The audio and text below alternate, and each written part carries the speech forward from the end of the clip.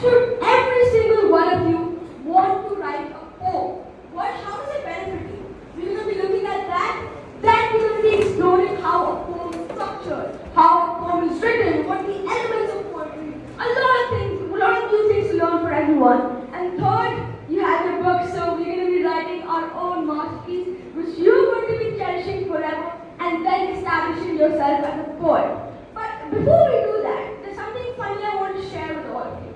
So we call it a vocal warm-up, and I did this before coming here. And I would be thrilled if every single one of us could repeat after me, that we could show up that laziness, that hesitance, and then we can move forward. So are we ready for a vocal warm-up? Yes. Okay. So I'll be saying some vocal exercises which are pretty funny. So you can laugh. But then you have to repeat with me, okay? Because then we'll activate our face muscles, our vocal cords, our toolbox, everything. Right? Okay. First thing, let's do ba, ba, ba, ba, ba, ba. Exaggeration on your face muscles. Ba, ba, ba. Okay, let's do la, la, la, la, la. Open our mouth. La, la, la, la. Okay, and last, let's activate our tongue. Okay, that's wonderful, that's wonderful. So now we all get to know each other well, and now let's start. So let's just do a brief recap. Why should you write poetry? What is in it for you to write a poem? And why am I here telling you early in the morning when you had your classes to write poetry? Why should you even bother writing poetry? These are the three things why you should bother writing poetry. I'm not pretending this is an exhaustive list, but definitely these are the three main pointers that you might consider for writing poetry that benefits you more than anything. So you might be asking, in this AI-dominated world, why should we write poetry? I just go over ChatGPT, I ask GPT to write a poem or anything. Why should I do the hard work of writing a poem? Well, the benefits are very personal. And these are the three benefits that you can acquire from writing poetry. One is developing perspective. There are a lot of problems in the world today. There's world hunger. There's a lot of crime happening around. There's politics. There's water pollution, air pollution, everything. What's developing this racism as long as that happens? Outside discrimination. So as long as we talk about developing perspective, we're talking about how we can change other people's minds and our minds for the good of writing poetry. That means you can develop a perspective and write a poem on world hunger. You can write a poem on pollution. That will help change the course of how you are wired, how your mind is wired, and how other people's minds are wired. Then, if you develop your perspective, how do you express that? In poetry, there is no language barrier.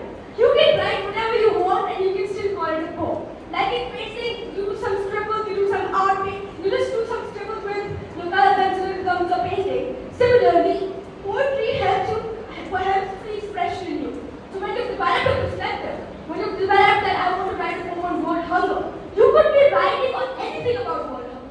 That you can express yourself freely. There's no language barrier for you. You can express as you want. And the third, after you express yourself, just go crazy.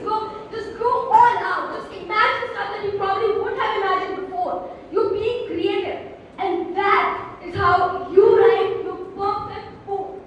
One budding poet that I like a lot in the world is Amanda Gorman, which you might also like because she uses these three things to write a poem. At Joe Biden's inauguration ceremony, I'm sure you all know who Joe Biden was. So at Joe Biden's inauguration ceremony, Amanda Gorman, she wrote a poem, The Hills We Climb. And that poem was on Black Lives Matter. I'm sure we all know Black Lives Matter movement. Yes? So we all know Black Lives Matter. So what she did was she wrote a poem on Black Lives Matter called The Hill We Climb. And she presented it at Joe Biden's inauguration ceremony. Cool, right? It's very cool. And that she changed the hope and she changed the adversity of the movement that was happening. So people at that time, they were being discriminated severely. But going to that podium of writing a poem on Joe Biden's inauguration ceremony, she proved herself that Black lives actually matter. So that's how you can change the world. Do you want to change the world? Yes. Do you want to change the world? Yes.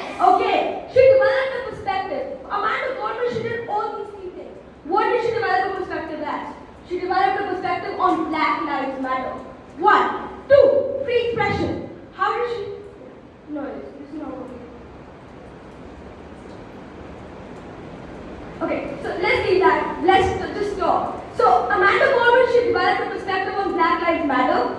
Second, she was expressing herself freely. She didn't have any language barrier. She was not scared to express herself in front of everyone or anyone. Because sometimes what we can pen down on paper is one of the most important things you can ever pen down. And you cannot display that emotion in front of words. That's how you pen that down. So Amanda Gorman, she developed perspective. She had free expression and she was very creative. So does everyone be like Amanda Gorman? Does everyone want to recite a poem at a president's inauguration ceremony? I want to do that and I aspire to do that. But I'm sure after I share my experiences with you, we'll all be able to recite a poem at the president's inauguration ceremony. So are we all excited? Yes! Are we all excited? Yes! Let us raise our arms and see if you're all excited. Yes, wonderful. So, okay, so this is Amanda Gorman, you can see. She recited a poem on Black Lives Matter and it actually changed the hope of the movement. And the movement became way more positive. So if everyone wants to be like that girl who came from a nobody, who expressed her thoughts on a piece of paper and was invited at Joe Biden's inauguration ceremony for the wonderful poem she wrote, I'm sure we'll all be able to achieve that after we just warm up and after we just write poetry. So are we all ready? Yes. Okay, let's move on.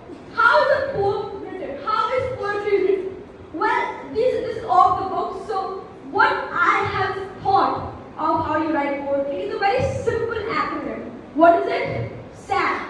So I hope you all can remember Sam. He's a very dear buddy of mine who helps me write poetry every single time. So whenever I'm writing a poem, I just say, hey, Sam, help me out here. So what does SAM mean? It's an acronym. It means structure, accent, and motive. So we all repeat that. Structure, accent, and motive. Wonderful. We'll all be explaining that later in the course of this poem. So we got structure, accent, and motive, and now we'll be explaining that in more detail in the session today. So what is the structure? As we all know, structure is divided into stanza and rhyme. And you all have that stanza and rhyme. Stanza and rhyme. Stanza and rhyme. Okay, so as the 8th graders would know it, 8th grade, you all have a grade? Yeah. So as the 8th graders would know it, or as the 7th graders would know it, 6th graders would know it, stanza is basically a group of lines in a poem. It's a paragraph of a poem. You can imagine in your English textbooks when you open up a page, there's a lot of paragraphs in the poem. So similarly, a stanza is a paragraph of a poem. When you write a poem, a stanza is like those group of lines. It can be 80 lines. It can be 14 million lines. But it has to be a group of lines that represent a poem. Are we all clear with that? Yes, wonderful. We got stanza and now we're going to do rhyme. Rhyme is not cat, bat, hat because that's very easy. For us, rhyme is where the end of words in the lines of a poem they phonetically match. So it doesn't have to be the same spelling, but it can be different spellings, but they can match. Like right, R-I-G-H-T and W-R-I-T-E. That's right. It doesn't have to be the same spelling for us because that's exactly what rhyme is. But I just want to ask a question from everyone. Does a poem have to be rhyming? No. Does a poem have to be rhyming? No. Okay, so when we call a poem that's not rhyming, that is when the poem is following a pattern. This is a bonus, so it's not there in this, but a pattern is when a poem follows a set structure inside itself. Like a 7-line poem, a 14-line sonnet, a 3-line haiku, a 5-line lyric. It can only be that number of lines. And in rhyme, we have something called rhyme scheme. Rhyme scheme is, yes, we all know what rhyme scheme is. Rhyme scheme is A, pattern, A, B, pattern. We all must have learned that in our classes, so that's wonderful to hear. Okay, let's see what is the examples of structure of a poem. Okay, this is a poem written by your dear friend me, and I thought it would be an exciting way of understanding the example. So the whole 2 lines and the whole 2 lines over there, the stanzas. So in this poem, the stanzas are only of 2 lines, but can anyone identify the rhyming words for me? And can anyone identify the rhyme scheme for me? A, B,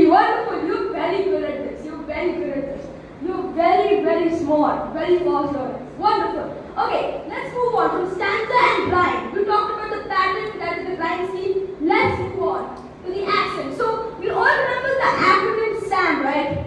In SAM, we had the structure, we had the rhyme for the stanza. The rhyme follows a pattern called a rhyme scheme. Now we come to the accent. So if I would please allow everyone, or not allow, if I would please encourage everyone to clap their hands rhythmically with me. 1, 2, 3. So this has to be rhythmically. That has to be rhythmical, like at a beat or meter. 1, 2. So what we just did right now was an embodiment of regular accent. And if you would all clap randomly. Yes, what we did right now over here is an embodiment of irregular accent. So regular accent is when the syllables in a line, you all know syllables, right? Yes. So in the syllables in a line, they're same. So one line can have 10 syllables. The other line has to have 10 syllables too to become a regular accent, right? You all understood? Irregular accent is like a lively dance that has an unpredictable rhythm. It can be one line has 4 syllables, second line has 10 syllables. So irregular accent has a lot more freedom, but regular accent also is very great to follow. Now, since the constraint of time and since we're all just learning, a regular accent has something called an iambic pentameter. We should be learning in our journey afterwards. But iambic pentameter is unstressed and stressed syllables, which we'll just be covering sometime later. But today we have to focus on regular accent and irregular accent. Got it? Got it. Okay, let's move on to the examples. So here are some examples of regular accent. If anyone can tell me what makes the stanza regular and what makes that stanza irregular, then the purpose over here would be completed. So if anyone can identify what makes this stanza regular and what makes that stanza irregular, that'll be wonderful. And one this ground rule, don't be afraid to raise your hand because that's the best thing you could probably do to yourself. And even if you're wrong, that's wonderful. Yes, I see you. Yes. Yes. Irregular accent, there is no fixed words that could be in a sentence, but in the regular accent, they are like in a pattern. So, if you could elaborate more on my lovely friend's suggestion, a regular accent in the first line. Can anyone tell me how many syllables are there? Will there be a morning? How many syllables? 6. No. Will there really be a morning? How many syllables now? Will there really be a morning? 8 syllables. Now the second line, how many syllables does it have? 7. Now you must be thinking, wait, shouldn't it have 8 syllables? Let's move on. Look at the syllables in the third line. How many syllables does the third line have? So the third line is could I see it from the mountains, the whole. Actually there are 8 syllables that we got. Could I see it from the mountains? 8 syllables. And the fourth line, how many syllables does that have? 7. Very well done. So 7. So very well done. You'll be understanding that the first line has 8 syllables, second line has 7 syllables, third line has 8 syllables, and the fourth line has 7 syllables. So a regular accent doesn't have to be 8, 8, 8, 8. It can also follow 8, 7, 8, 7 or 10, 9, 10, 9. It just has to be a pattern of the syllables, right? And in the irregular accent, there's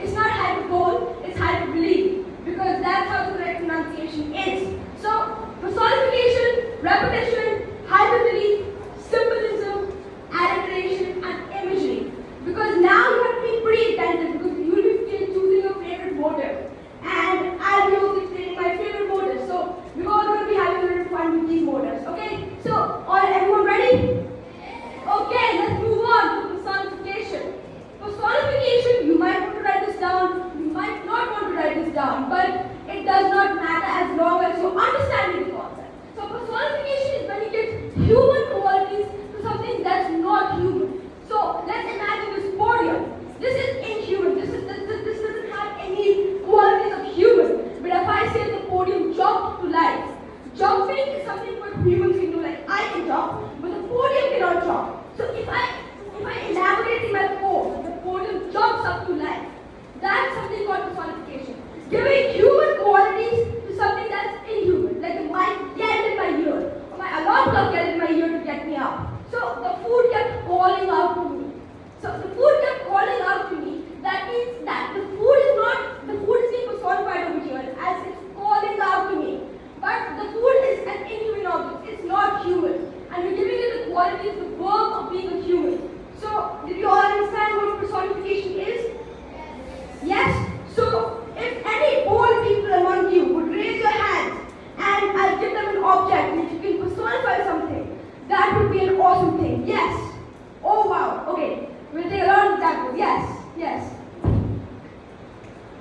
So let's say what's your good name?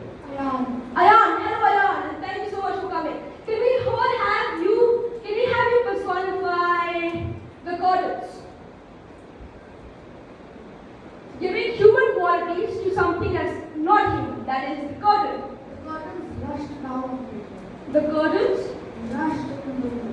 The curtains rushed. That's a very good example because rushing is only something that humans can do. So can you all clap for him, please? Good one. Do you have one more example of personification? Yes. Let me just quickly give you the mic. Yes. You all have a good name and what you want to personify today? My name is Anaisha. Anisha, what grade are you in? I'm in 7th grade. In 7th grade. Wow. Can you all have to personify the carpets? The carpets. Let's give something to the carpets that they normally would not do. The carpet creep out of the room. The carpets creeped out of the room. That's a good one. Can you all clap for Anisha, yes. Just one more example, we'll be moving on. Yes, you can. My name is Sophia. Pia, what grade do you study? 6th grade. 6th grade, wonderful. Can you all have it personify the laptop over there?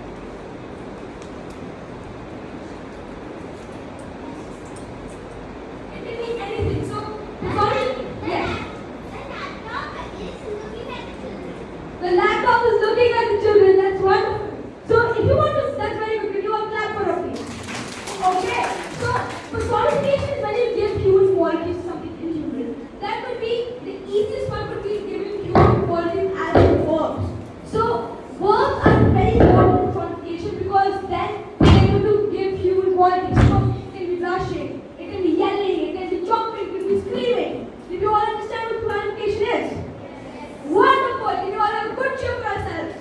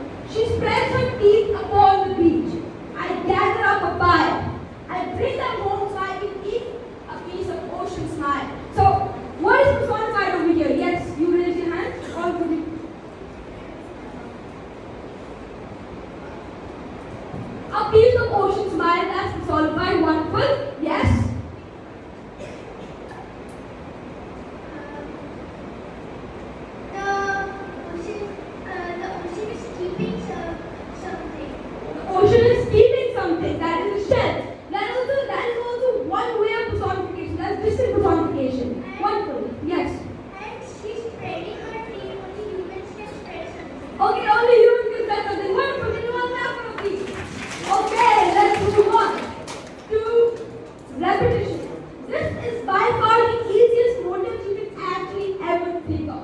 Because what repetition is repeating two lines in a sentence to add an effect, an emphasis on something that you want the reader to say. So one poem I read way long back was a poem by Robert Frost, covered by the woods on a sunny, snowy evening, which the last stanza in the poem was, the woods are lovely, dark and deep, but I have promises to keep, and miles to go before I sleep, and miles to go before I sleep. So the repetition over here and miles to go before I sleep. This is the line that's being repeated because the poet wants to emphasize on the repetition that he has a lot of beauty before he actually dies.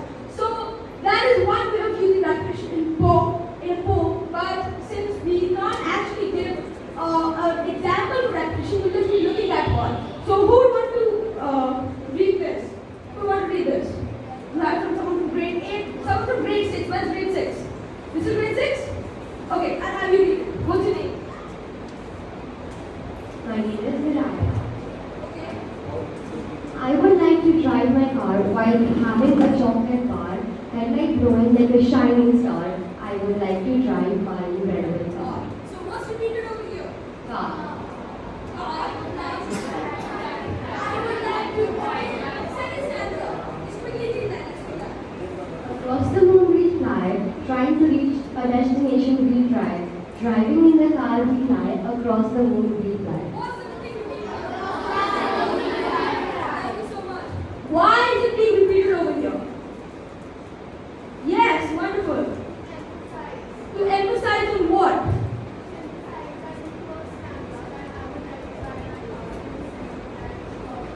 So, why would I want to emphasize on the car? What's so special about the car? Yes, grade 6, wonderful, yes. He is emphasizing that he wants to drive an incredible car because it is so wonderful. It's so wonderful. Can you all have a great round of applause for him? Great round. That's grade 6, by the way. Wonderful. So we did personification, that's giving human qualities to something not human. We did repetition. Now we're doing something called? No, it's hyperbole. It's hyperbole. What is it? Hyperbole. Hyperbole. Okay, wonderful. Hyperbole is just exaggeration. So how many of you exaggerate in conversations? I exaggerate a lot in conversations. How many of you exaggerate to your teachers? Okay, the truth has been told. So hyperbole is just exaggeration. When you exaggerate something, the exaggeration could be I walked 1,000 miles today. Obviously, I would have just walked 5 miles probably, but I walked 1,000 miles today. Or I love you to the moon and back. That's hyperbole. Or if you can say hyperbole, that is the protagonist of the movie slapped the villain so hard that his teeth rushed out of his mouth and blood streamed down his nose. So that's hyperbole, that's exaggeration. That's basically where you use exaggeration. So exaggeration helps add humor, helps add funny element in your poem, which normally you wouldn't have because of some boring element. But this is a very light element, and this is by far my favorite motive.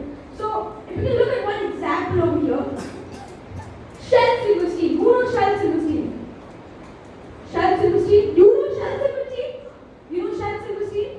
Okay, so Shel Silverstein is a very, very famous poet who once spilled spaghetti on his books. And you know what he wrote? He used hyperbole to describe the whole thing. So this is spaghetti all over the place, up to my elbows, up to my face, over the carpet, under the chairs, into the hammock, and down the stairs.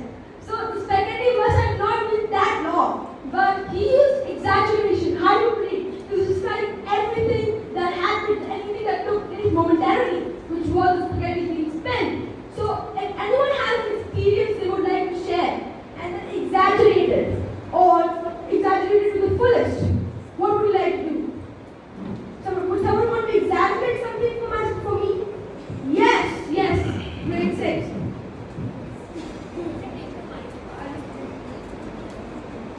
Can you all have a good name, please? My name is Amrita Nair. Okay, you're in grade 6, I can see that. What do you want to exaggerate? Something